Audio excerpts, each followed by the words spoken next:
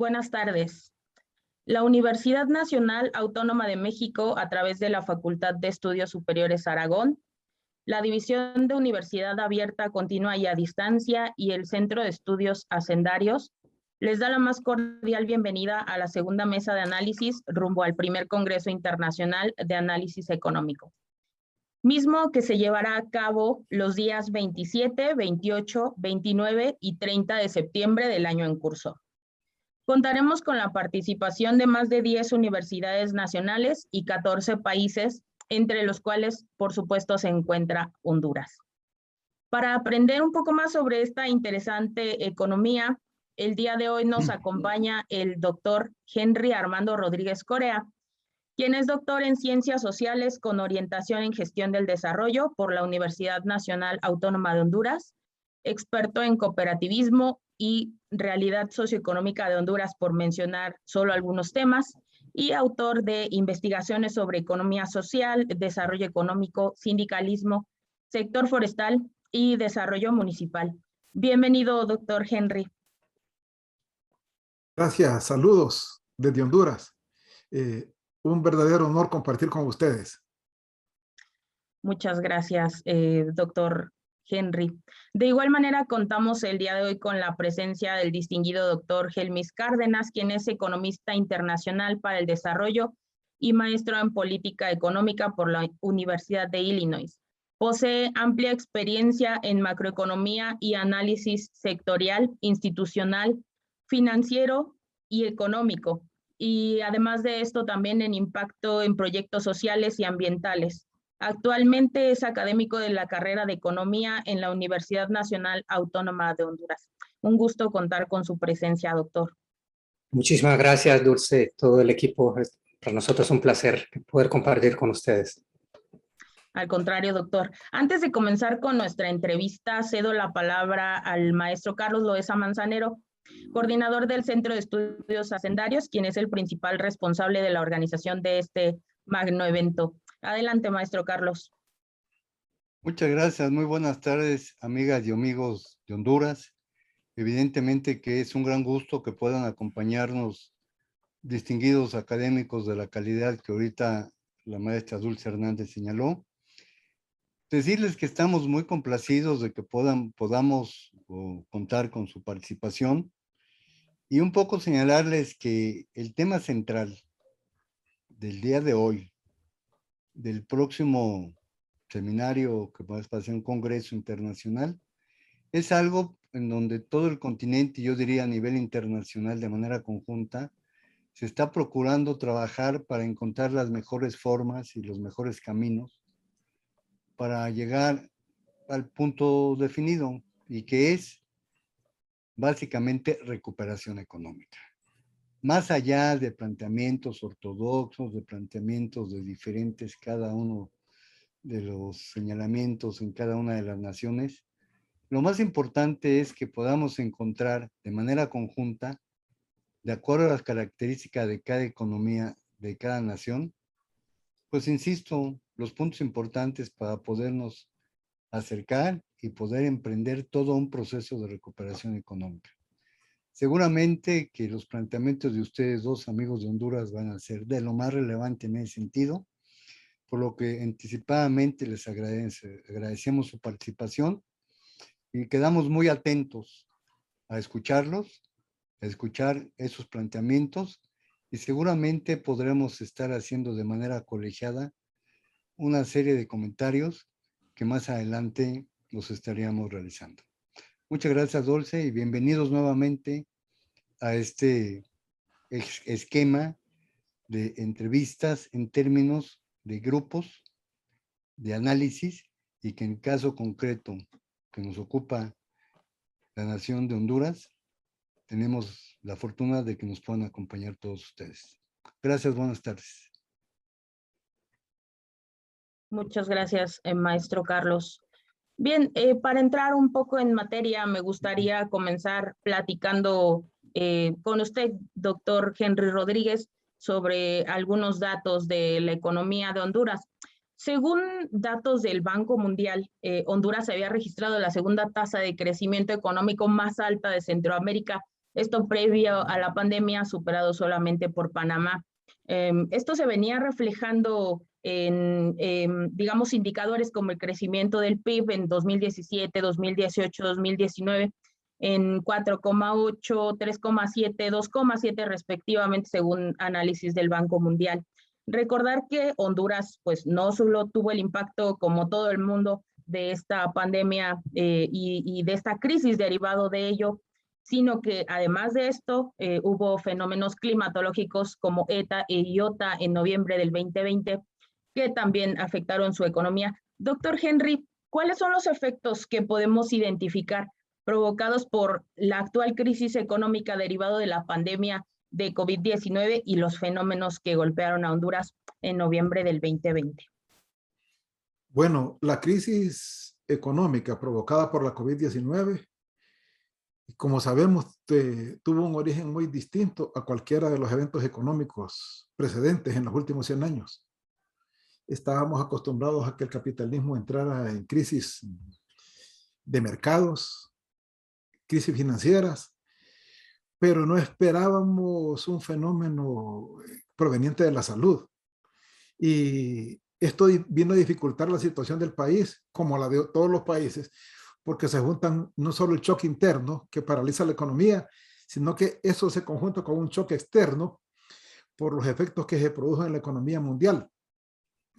Luego, en un primer momento, la economía se ve afectada, paralizada, disminuida en su capacidad productiva, y al llegar el mes de noviembre, con una diferencia de una semana, se sufrió el embate de dos fenómenos naturales. Primero ETA y muy seguido IOTA. Ello vino a profundizar la crisis, ya que generó un deterioro significativo en sectores claves para la seguridad alimentaria. Se vio afectada en parte la industria y sobre todo el sector agrícola. Muy perjudicada la producción de granos básicos, tan importantes para la seguridad alimentaria, y algunos cultivos de los que Honduras depende para la exportación, como la caña de azúcar, la palma africana y los bananos. Ello ralentizó la economía y, como usted lo mencionó, ya Honduras había tenido una tasa de crecimiento tal vez en el promedio del resto de países de Latinoamérica, pero ya venía desacelerándose. En el 2017 creció a 4.8 y luego pasó a 3.6 en el 2018 y en el 2019 bajó a 2.7. Luego, con la crisis esta, donde tuvimos la combinación de salud y de los fenómenos naturales, se decreció a un menos 0.9 histórico, porque nunca se había sufrido una desaceleración tan profunda. Ya habíamos tenido algunas caídas en los años 90, donde hubo una crisis de energía eléctrica, luego una crisis que provocó el huracán Mitch, pero no pasaron de 2%. Luego el golpe de estado de 2009 anduvo un poquito arriba del 2% negativo, pero esta vez se profundizó al menos 9%. Ello provocó que sectores importantes sufrieran daños. Por ejemplo, el más perjudicado fue hoteles y restaurantes. Se paralizó la movilización de la población, el turismo cayó en menos 34%, igual que la construcción y el transporte. La agricultura en un primer momento sufrió daños, pero no tan significativos, porque el sector agrícola, al igual que el sector informal, está formado por personas, trabajadores independientes, campesinos independientes, y el sector informal, gente que anda en la calle ganándose la vida a su manera. Tienen sus propias estrategias y salen a jugárselas. Y aun cuando hubo un toque de queda que se paralizó el movimiento de la población, esta gente, ante la necesidad, ante el hambre, salieron a buscar ingresos, ¿no? Y con ello, por supuesto, se corrió el riesgo del contagio, pero también estaba la necesidad de suplir esas necesidades básicas del hogar. Entonces, sí vimos que hubo unos sectores más afectados que otros. Para el caso, el sector financiero y telecomunicaciones no sufrieron mayores vicisitudes. Es más, el sector financiero tuvo un crecimiento, aunque pequeño, pero sí fue un crecimiento positivo. Y luego, Honduras tiene apenas 9.5 millones de habitantes, o sea, no tenemos los problemas que puede tener México, Colombia o Argentina, no en cuanto a la población. Tenemos una tasa de crecimiento promedio de la población de 1.9, pero históricamente se ha crecido a 4%. O sea, el crecimiento económico no ha sido el suficiente para generar las posibilidades de bienestar que demanda la población.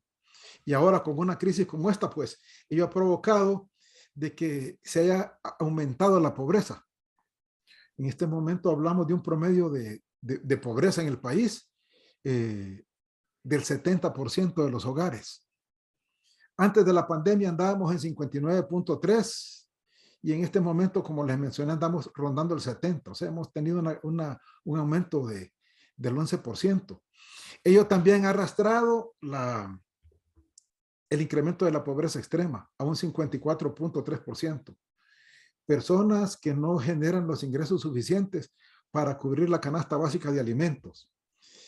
Hay algunas variables que no sufrieron muchas modificaciones como la inflación, y es que sabemos que cuando las economías entran en recesión, que los ingresos caen, los precios tienden a estar estables. Entonces el año pasado cerramos con una inflación de 4.01, se mantuvo en lo planificado por la autoridad monetaria, y algo parecido ocurrió con el tipo de cambio, que venía en picada.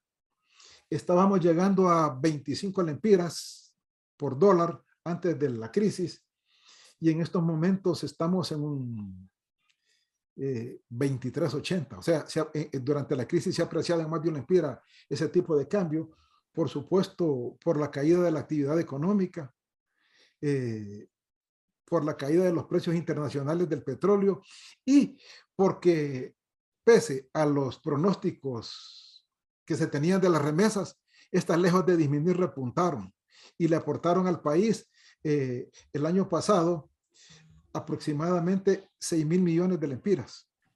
Ello ha dado cierta estabilidad a algunas variables macroeconómicas, y por eso se dice que el mejor producto de exportación que tiene Honduras son los hondureños. Esas personas que al no encontrar una posibilidad de trabajo, de empleo decente dentro del país, se ven obligados a migrar. Y por desgracia tienen esa ruta, ¿no? Ahora están las famosas caravanas que van a Guatemala y de Guatemala pasan a su país, a México. Son un alivio para nosotros, pero dicen que son una carga para ustedes. Se contabilizan miles los hondureños que andan ahí por México deambulando, esperando una oportunidad para cruzarse a los Estados Unidos. Y se van no porque quieren, se van empujados por la situación económica del país, que día a día se está tornando difícil. Si vemos la crisis de las políticas públicas impulsadas por el gobierno, el déficit fiscal se incrementó, sobre todo el de la administración central, sobrepasó el 7%, pero el gobierno no sufrió una caída abrupta en sus ingresos, porque la recaudación fiscal se cayó en un 25%, pero esa pérdida de ingresos ha sido compensada por incremento de la deuda. El Congreso emitió una serie de leyes, de decretos, y una de esas leyes es que autorizaba al gobierno a que se endeudara hasta un 55% del PIB. En estos momentos se contabiliza un 59.6% de endeudamiento relación deuda-PIB, y se pronostica que para este año sobrepase el 60%. O sea, las finanzas públicas se han estado, al gobierno yo diría, no le ha faltado fondos, ha echado mano a la deuda, y sobre todo se ha incrementado aceleradamente la deuda interna, que eso genera un peligro, porque se presenta el fenómeno que los economistas conocemos como efecto de expulsión, que es cuando el gobierno llega a competir con los inversionistas privados por fondos en el mercado interno, y estos fondos que deberían de destinarse a la inversión y recuperar la economía en un momento tan difícil como el que estamos viviendo, se destinan al gasto corriente del gobierno, y ello tiene un efecto directo en la tasa de interés. Entonces, ese ha sido el panorama del país, una deuda con comportamiento creciente. Desde la política monetaria también se implementaron una serie de medidas, se disminuyó la tasa de política monetaria, se tiene en 3.0 en este momento, no ha dado los efectos que se esperaban. Sabemos que este es un indicador que únicamente le da una señal al mercado hacia dónde deben de moverse las tasas de interés, pero no hemos tenido una respuesta eficiente. Se sigue manteniendo una tasa de intermediación financiera alta, en un promedio de un 14%, y ello ha dificultado el acceso al crédito, tanto para las personas naturales como jurídicas, además de que en este momento las empresas están endeudadas, no tienen capacidad de ir a la banca, y los programas de readecuación de deuda no han funcionado plenamente. Este es el panorama que estamos viviendo en Honduras, y de luego podemos hablar de qué se está haciendo para mejorarlo. Agradecemos mucho que nos dé esta introducción de manera muy puntual y muy, digamos, sí, muy sencilla al observar toda esta situación tan compleja, ¿no? Que evidentemente, bueno, los años de estudio le permiten hacerlo ver, digamos, de una manera más sencilla para nosotros. Y le agradecemos mucho sus atinados comentarios, doctor Rodríguez. Doctor Cárdenas, la situación actual respecto a la pandemia y respecto a estas cuestiones de fenómenos climatológicos no solo han afectado sectores como la salud o en general la economía, llevando, digamos, al límite situaciones que antes no habíamos vivido, ¿no? Una saturación en hospitales o una economía que tiene una caída abrupta. Además de esto, también ha impactado en temas importantes para el crecimiento y el desarrollo humano, como lo es la educación. En algunos países observamos sistemas semipresenciales. En este momento, no sé, se me puede ocurrir España, Francia, que en algún momento optan por este tipo de situaciones, evidentemente economías muy distintas a la nuestra. Sin embargo, en la nueva realidad para la educación, las personas necesitamos tener ciertos recursos que para algunos es más complicado alcanzar. Podemos hablar de una computadora, un celular, una conexión a internet. En algunos lados incluso pudiéramos hablar de luz eléctrica, ¿no? Algo tan común para algunos y tan difícil de alcanzar para otros. Lo que hace que la educación de calidad sea, digamos, más difícil de llevar a los más vulnerables.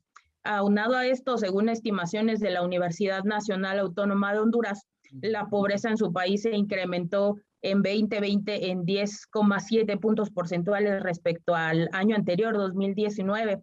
Considerando esto en su perspectiva, ¿cuál ha sido el impacto de estas situaciones, de la crisis y los fenómenos en materia económica en Honduras? En materia económica, bueno, ya mencionaba el doctor Henry sobre el impacto en el PIB, el tema de las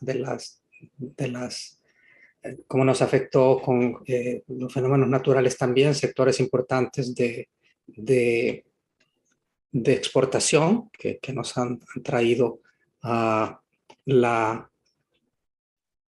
que nos ha traído la pandemia, ligado también a estos fenómenos naturales.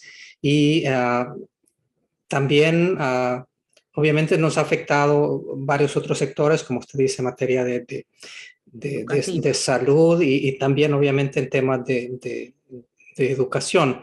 Fíjese que en educación es interesante porque también la pandemia nos vino a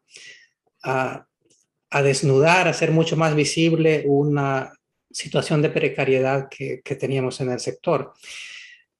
Por ejemplo, antes de la pandemia, tradicionalmente en Honduras la educación estaba de manera obligatoria hasta sexto grado, lo que llamábamos educación primaria. Y esto significó que teníamos una fuerte caída, una fuerte deserción de casi el 40%. de niños que terminaban su sexto grado, su nivel de primaria, pero que no tenían opción en sus comunidades para continuar estudiando. Y entonces ahí se producía una caída de un 40% de la educación, de la cobertura. A partir de 2002, la educación obligatoria se llevó a 9º grado, lo que conocemos como educación básica. Eso ha permitido que algunos centros que tenían hasta 6º grado ahora retengan un poquito más a los estudiantes.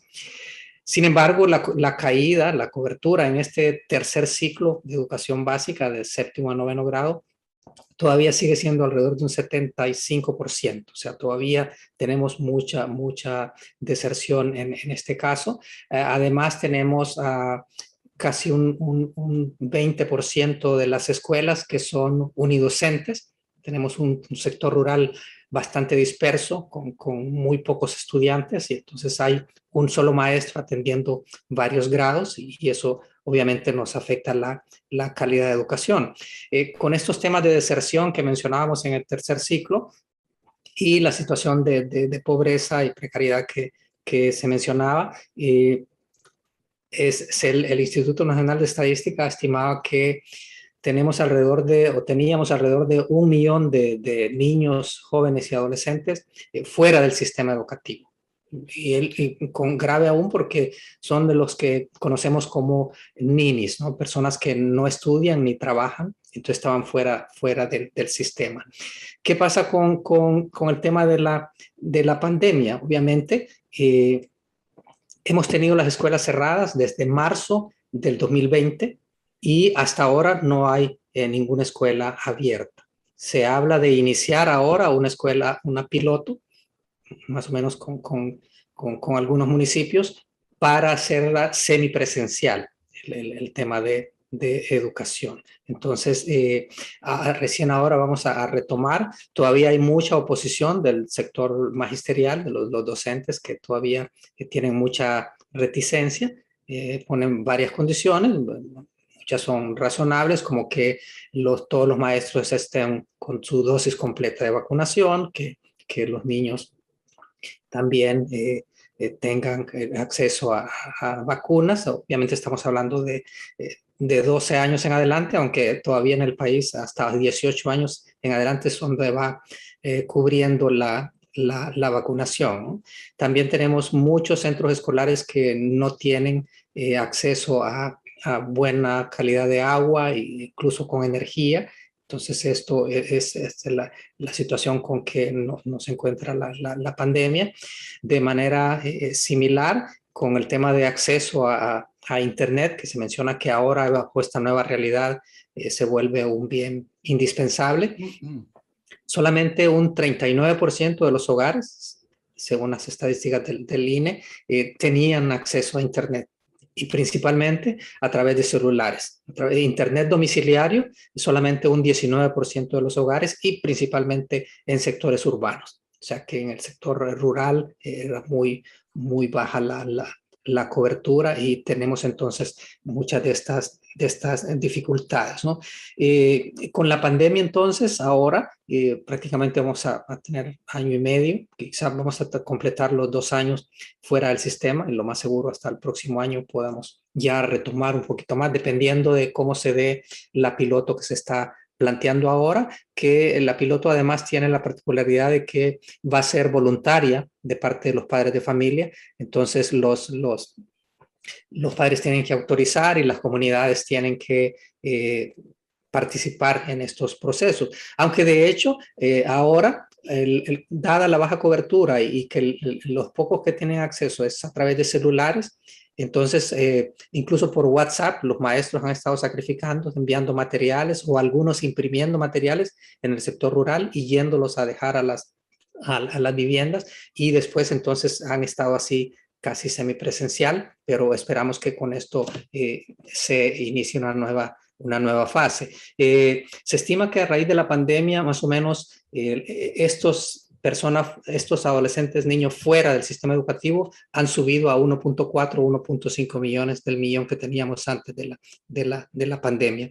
En calidad de educación, igual, se estima que más o menos la educación habrá retrocedido unos 2 años más o menos en temas de capacidad, de nivel educativo. Ya veníamos retrasados en todos los exámenes PISA, pero esto realmente nos viene a impactar y nos viene a retroceder un poco más el precario sistema de educación que ya existía en el país.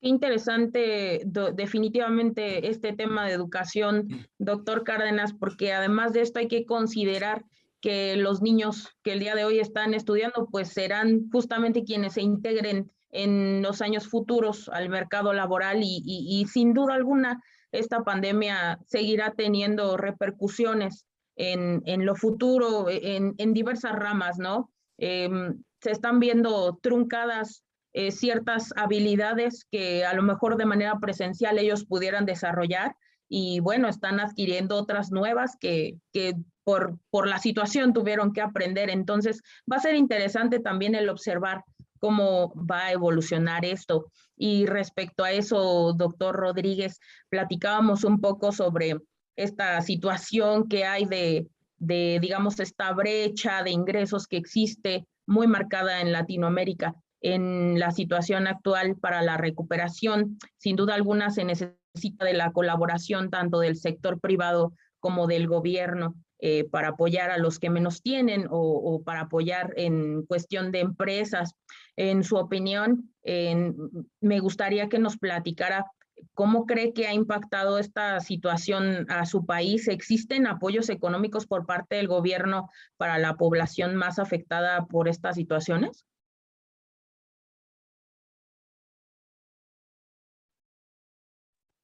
Iniciaré diciendo que en Honduras hay una manera muy tradicional de gobernar. No hay un plan nacional de desarrollo, un plan rector de desarrollo. Sí hay planificación sectorial desde el gobierno, pero no son planes articulados. Aquí tiene mucha influencia los grupos de poder en la toma de decisiones del gobierno. Cada quien defiende sus espacios. Y luego, cuando se conforma el gabinete, no se hace siguiendo los principios de la meritocracia, sino que más bien los compromisos políticos y económicos que se tienen con esos sectores. Entonces, ello fomenta que se ponga cualquier funcionario en el puesto, y a veces estos funcionarios no reúnen el perfil requerido. ¿Y qué ocurre cuando viene una crisis? Pues que ahí es donde se demuestra el conocimiento, la experiencia. Es como cuando estamos en una playa jugando con las olas y que nos acostumbramos a ellas. Sí, pero si de repente se nos viene un tsunami, nos va a pegar una arrastrada ahí por la arena. Y es lo que nos está ocurriendo con nuestra economía. Los funcionarios no es que no han dado una respuesta, ni el mismo gobierno, es que la respuesta no ha sido la adecuada y ha sido lenta. Y ello los ha llevado también a recurrir a esas prácticas tradicionales de ayudar a la población. Seguir manteniendo esas transferencias monetarias condicionadas. Y ahora se inventaron unas bolsas solidarias que en un momento andaban distribuyendo por toda la República para que tenía una serie de alimentos para que la gente tuviera algo que comer. Pero hubo una paralización total, por ejemplo, del transporte, de los taxistas, de los conductores de los autobuses. Y a ellos se les estuvo dando una ayuda puntual. Hubo un cierto manejo populista de los recursos. Y sí se ayudó a la gente, pero no se ayudó de manera adecuada. Las empresas aún en este día no han encontrado una respuesta contundente del gobierno para emprender el proceso de recuperación, porque las medidas que se tomaron fueron tibias. Hubo, por ejemplo, desde el punto de vista fiscal, algunas moratorias en los pagos de los impuestos. En ningún momento se cambió tasas, pero sí se permitió un diferimiento en el pago. Se le ordenó a la banca comercial de que readecuara la deuda de las empresas jurídicas que demostraran que entraron en crisis y que no pudieron atender sus compromisos. Igual sucedió desde la política monetaria, pero no hemos tenido una respuesta que nos demuestre que vamos para el camino pleno de la recuperación. Como mencioné antes, las tasas de interés siguen siendo altas, muy parecidas a las que teníamos antes de la pandemia. Y nos vemos que entramos en un proceso pleno de recuperación. O sea, no, el gobierno no, más que ayudar, más que poner dinero en la gente, en las manos de la gente para que come hoy, como lo he estado haciendo, sobre todo en el área rural, no ha sido capaz de generar políticas públicas para recuperar la economía, para recuperar esos puestos de empleo. El desempleo abierto en este momento es de 10.9. Antes de la pandemia estábamos en 5.7. Ello significa la pérdida de 500,000 de empleos formales, porque con la pandemia se sacó un decreto donde se permitía que las empresas pudieran suspender sus trabajadores sin pagarles sus garantías y que los fueran recontratando a medida entráramos en recuperación. Pero si sumamos los empleos perdidos en el sector agrícola y en el sector informal, andaríamos por el orden de 1.5 millones de hondureños desempleados, que comparado con México es una cifra pequeña, pero si vemos que la población económicamente activa de Honduras es de 4.1 millones, es muy significativa esa cifra que yo estoy mencionando. Entonces sí, esas ayudas, más que ayudas del gobierno, lo que se requiere todavía, porque estamos en pleno proceso de recuperación, son políticas de apoyo a los empresarios, de apoyo a los emprendedores, que es otro sector que se fortaleció, porque muchos que antes eran empleados formales, ahora lo son informales y tienen sus propios emprendimientos, se vieron obligados a cambiar de actividad. Hay casos de hogares donde se perdió el empleo de los dos, del esposo, de la esposa, en la costa norte, producto de los fenómenos. La gente, no solo hubo una pérdida empresarial, sino que se perdieron los enseres de las personas. Hay comunidades y colonias enteras donde el agua las arrasó y perdieron de todo lo que tenían dentro de la casa. Hasta hace unos pocos meses todavía teníamos gente viviendo en casas de plástico y de cartón a la orilla de los bulevares y no habíamos tenido una respuesta contundente del gobierno para apoyarlos. O sea, seguimos en incertidumbre con ese apoyo del gobierno. Y a eso tenemos que sumarle, a la crisis tenemos que sumarle, que en Honduras estamos en un año electoral, que en noviembre vamos a elecciones para elegir un nuevo presidente o nueva presidenta, que a este mandatario le quedan menos de 5 meses y que él está más preocupado en limpiar su imagen, porque el gobierno tiene una imagen muy deteriorada. A ustedes les llegan las noticias internacionales que tildan este gobierno de uno de los más corruptos de Latinoamérica, con nexos con el narcotráfico, y todo ello tiene deteriorada la imagen del gobierno, ha perdido su credibilidad, a tal grado que las encuestas de opinión pública en este momento dicen que lo que más desea es que se vaya el gobierno, y que están generando algunas esperanzas en esas elecciones para tener un cambio. O sea, estamos paralizados sin un plan rector y sin políticas públicas claras. Permíteme hacer un comentario, Dulce, por favor. Adelante. He escuchado con muchísima atención al doctor Henry Rodríguez, por supuesto al doctor Helmis, y lo que sí podemos identificar, algo que es relativamente común pues, a todo el continente, es que en 2020 todos entramos por el problema importante de la pandemia, pero se nos cayó el crecimiento, se nos cayó el empleo formal, se nos cayó también el empleo informal, se nos cayeron las tasas de financiamiento. Ahí lo único que nos queda claro que creció de manera muy importante, y estoy hablando no de su país, sino de toda América Latina, eso sí, creció de manera muy importante, fue la pobreza. Tenemos un crecimiento muy importante de la pobreza. Entonces, por favor, doctor Helmis, ahorita que vas a tener la oportunidad, o nos vas a dar la oportunidad de escucharte, ¿algún comentario adicional de lo que esté señalando por ese fenómeno pues que nos tiene no solo preocupados, que nos tiene en alerta porque es una de las premisas centrales para un proceso de recuperación.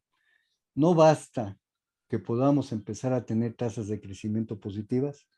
¿Cómo empezamos a lograr un combate formal y real hacia la pobreza, en donde los niveles de bienestar de la población puedan estar en mejores condiciones en forma independiente de que en 2021 o 2022 podamos tener tasas de crecimiento positivas, porque la de 2021 en lo particular es poco significativa. ¿Por qué?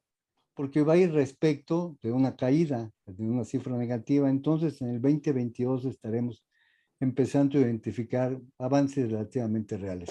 Perdón la interrupción, pero me parece que será muy importante que podamos tener algún señalamiento en cómo la recuperación tiene que tener como un punto central en cuanto a su combate, indudablemente, que el problema de la pobreza.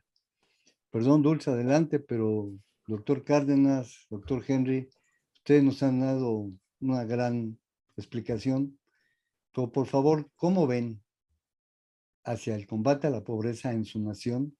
¿Qué medidas, qué propuestas podríamos nosotros rescatar?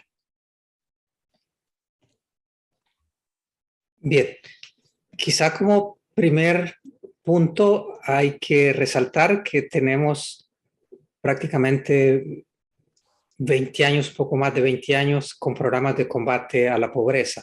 Honduras inició casi al mismo tiempo que Bolivia con estos programas de bonos para compensar las pérdidas de ingreso y los efectos negativos que traería la liberalización económica que inició en los 90. Entonces, a finales de los 90 se inició con estos procesos a través de bonos escolares, bonos familiares, todas las transferencias monetarias condicionadas que conocemos, y haciendo un recuento después de 20 años y un poquito más, realmente los niveles de pobreza no han disminuido, más bien se han mantenido y de manera cíclica en algunos momentos más bien han incrementado.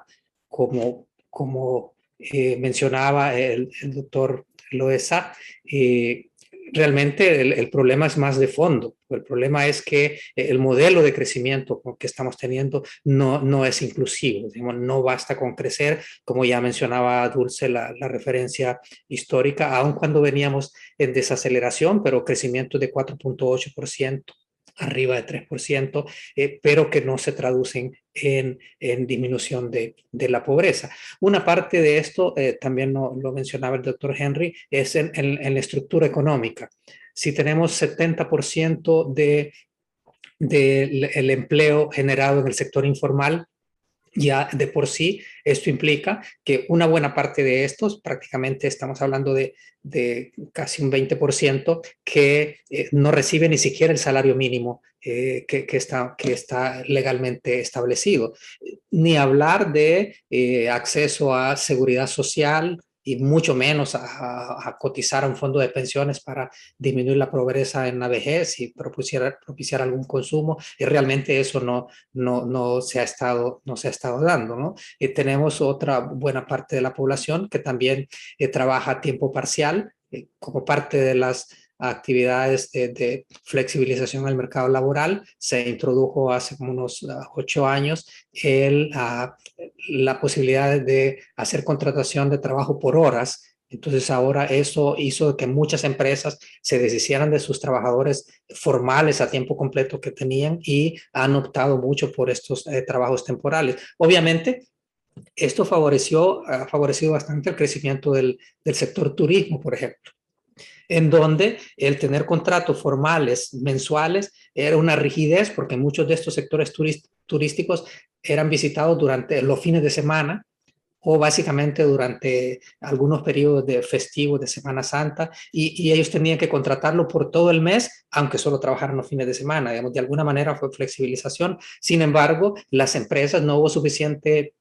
supervisión y control, y muchas empresas se aprovecharon de esto al grado que entonces esto ha ido cayendo en precariedad un poco los empleos que se estaban generando en el sector formal. Ya de ese 70% del sector informal, que a raíz de la pandemia se estima que subió a un 80%, como mencionaba también el doctor Henry, mucha gente que perdió su empleo con el mismo gobierno, perdieron su empleo formal, ahora se han dedicado a trabajos por cuenta propia. Entonces ahora esto más bien ha fortalecido el sector informal. También el crecimiento económico en el país ha estado basado principalmente en los sectores de sector financiero y sector de telecomunicaciones, electricidad, que generalmente están entrando un poco más aceleradamente en procesos tecnológicos. Ahora muchas transacciones financieras las hacemos desde el celular, de facilidades tecnológicas ahora. Sin embargo, esto ha implicado que más bien ese sector, en vez de generar más empleo, entonces más bien va generando menos empleo en el caso del sector financiero, y eso también nos agrava el problema del mercado laboral. Nosotros hemos presionado acá a partir precisamente de que además del impacto de la pandemia nos afectó los fenómenos naturales, ETA y IOTA, de que aprovechar el momento para hacer una transformación de la economía de Honduras, no simplemente tratando de buscar regresar a una nueva normalidad bajo la misma circunstancia que teníamos anteriormente. Obviamente han habido muchos atrasos aún con ese programa de recuperación. Todavía tenemos mucha infraestructura que se dañó con los huracanes, y no se ha entrado aceleradamente a esas inversiones, y eso también nos va afectando más el sector de empleo, la recuperación de estos empleos que se perdieron durante la pandemia y posteriormente con los fenómenos naturales. Sin embargo, sentimos que el gobierno sigue planteando hasta ahora los esquemas tradicionales de recuperación económica, por lo cual no vemos una posición clara hacia un modelo que realmente tienda a disminuir la pobreza. Y en el caso nuestro, este año particularmente es un año electoral, y esto hace que sea un poco más alta la incertidumbre, y entonces la inversión extranjera directa, que de por sí ya venía disminuyendo en los últimos años, se ha también estancado, en el sentido de que muchos inversionistas esperan ver cómo se desenvuelve el fenómeno político, cómo terminamos con las elecciones, y estar seguros de que va a haber cierta estabilidad sociopolítica antes de hacer sus inversiones, y esto también nos está agravando un poco más el tema del empleo y la recuperación económica. Muchas gracias, doctor Cárdenas. Sin duda alguna, qué importante es aprender a analizar los indicadores económicos, que el hecho de que veamos que un número crece no significa necesariamente que todo esté marchando bien, ¿no? Justamente como usted mencionaba, por ejemplo, veíamos un crecimiento, pero ayer, por ejemplo, leía en datos de su Banco Central que la inversión extranjera directa cayó en un 16%. En general, en el mundo hemos visto pues que las economías están sumamente dañadas, unas más que otras, y esto sin duda alguna va generando más variables que complican más y más la situación. Pero también sin duda alguna estoy segura de que como seres humanos con esta nueva realidad estamos desarrollando cualidades, aptitudes que nos permitirán seguir creciendo en otros sectores y que tenemos que aprovechar, como usted lo decía, ¿no? Doctor Rodríguez, una pregunta indispensable el día de hoy. Se habla de la situación actual con la aparición de nuevas cepas, y bueno, cada vez vemos una marcada distinción entre aquellos que poseen más ingresos, que a lo mejor les permiten adquirir una vacuna con una mayor prontitud y estar más protegidos, o países en donde los esquemas de vacunación son más complejos, más lentos. Todo esto también afecta otras variables, como ya comentábamos anteriormente, la educación, la economía, etcétera. En este tema, ¿cómo va Honduras? ¿Qué tal ha avanzado? ¿Qué nos puede platicar respecto a la vacunación? Bueno, en un primer momento tuvimos crisis. Era inaudito que la mayoría de países ya habían empezado a vacunar y Honduras ni siquiera había negociado las vacunas. El único que en un primer, de inicio, y previendo que había que negociarlas, fue el Seguro Social, el Instituto Hondureño de Seguridad Social.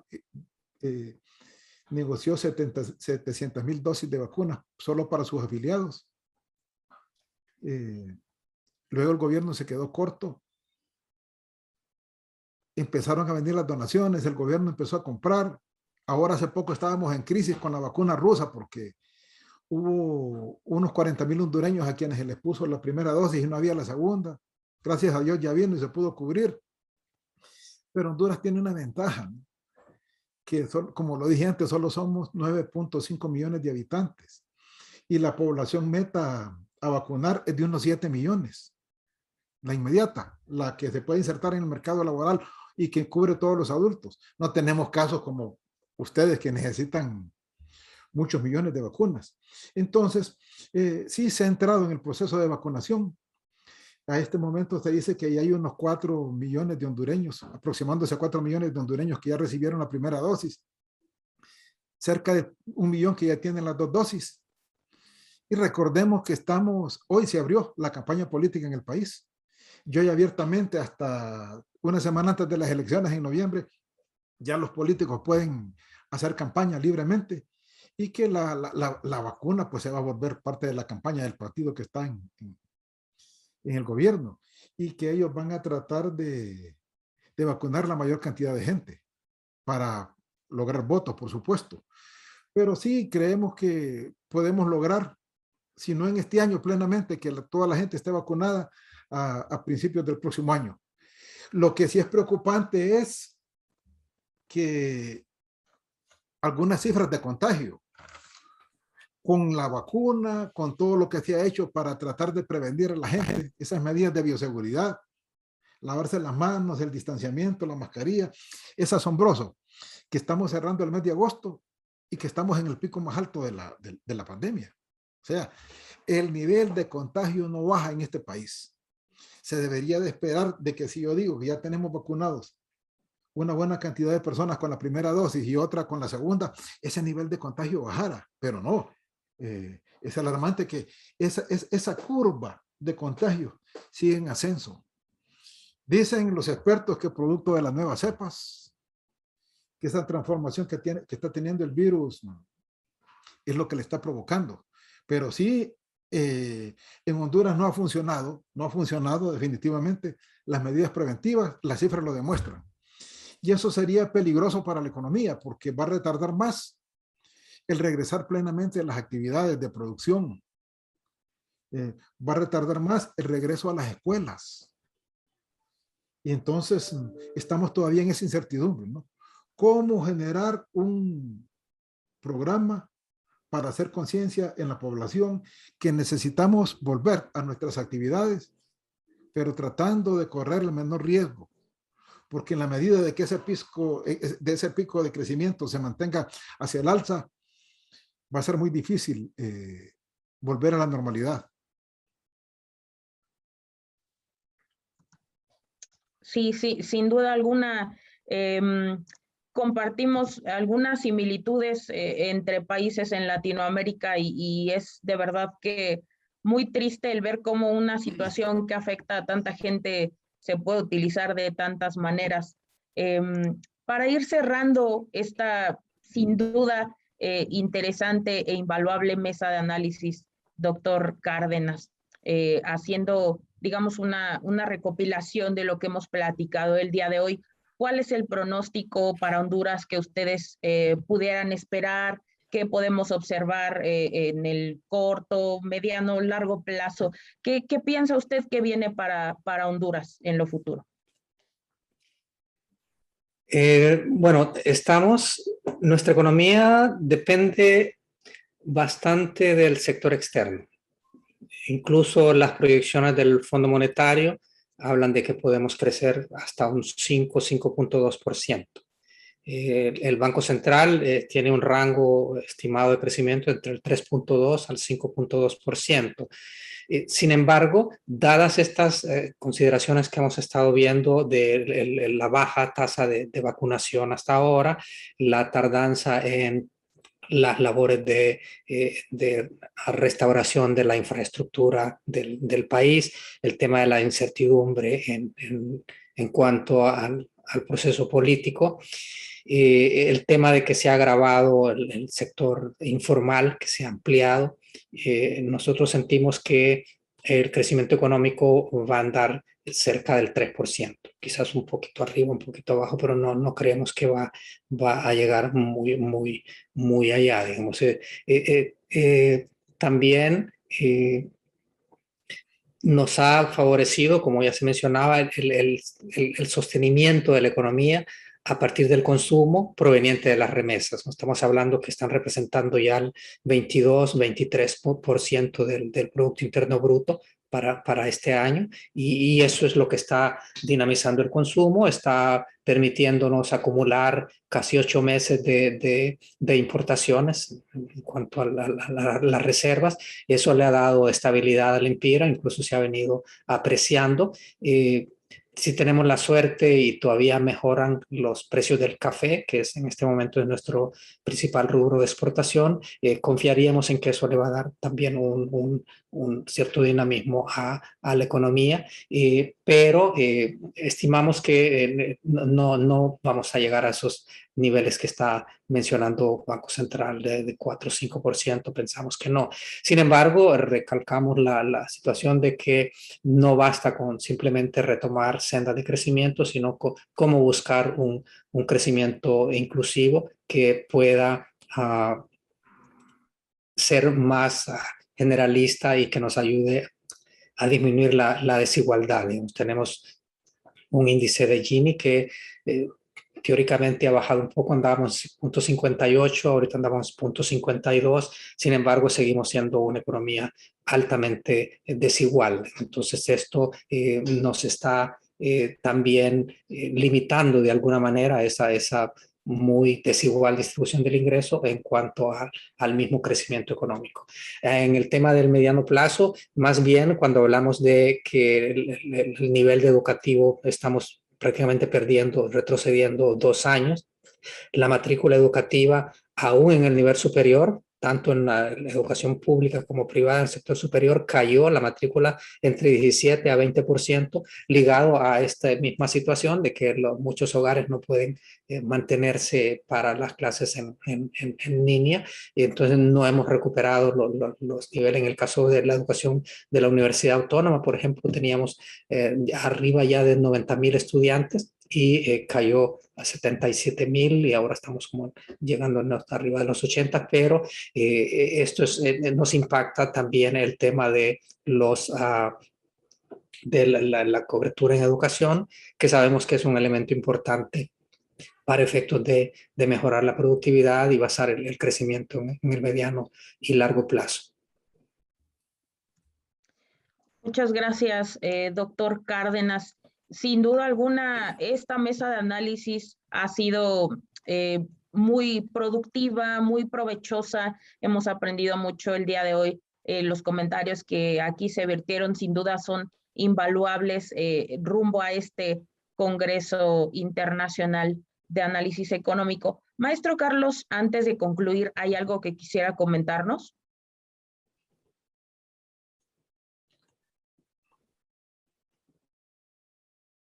Micrófono está.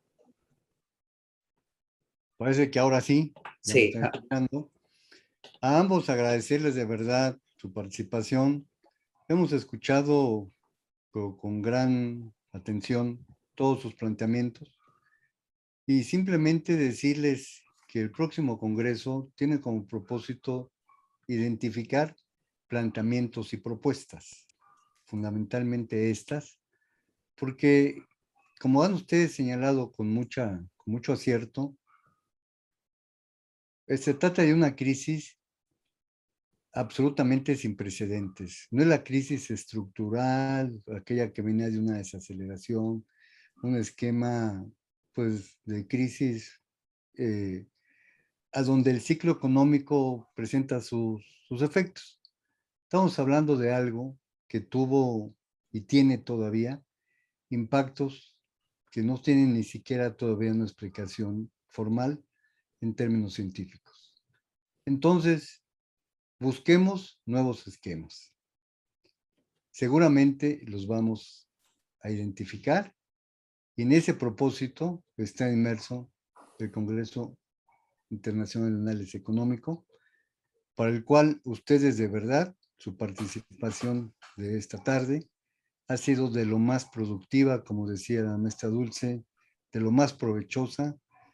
Les extendemos de verdad nuestro sincero agradecimiento, sobre todo reconocimiento en sus planteamientos y pedirles por favor que todo lo que han señalado lo puedan extender, profundizar, para que en el próximo Congreso Internacional, con su participación, podamos identificar conjuntamente con todos los demás participantes aquellos caminos que seguramente nos van a llevar hacia nuevos esquemas.